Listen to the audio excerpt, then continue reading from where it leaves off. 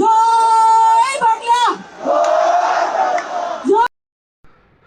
বাংলাদেশের মানুষ আসলে ভালো হয়ে গেছে, কারণ এই যে অপু বিশ্বাস জয় বাংলা স্লোগান দিয়ে শেখ হাসিনারে খুশি করত, পরিমণি আছে, মাহিয়া মাই আছে, তো এদেরকে ধরে গণদোলাই দেয় না কেন বাংলাদেশের মানুষ? এরা তো এখনও এই বাংলাদেশে এই 24-এর পরে, জুলাইয়ের পরে এই বাংলাদেশে বুক ফুলিয়ে চলতেছে, কিন্তু এরাই একসময় শেখ হাসিনার উৎসাহিত করত জয় বাংলা স্লোগান দিয়ে। আর এখন তারা স্বাধীনভাবে ঘুরে বেড়াচ্ছে বাংলাদেশে। এখনই উচিত এই সকল লোকজনের ধরে গণদোলাই দেয়া, তাহলে আর কোনোদিন কোনো সিনেমার মানুষজন এই রাজনীতির বিষয়ে ঢুকবে না।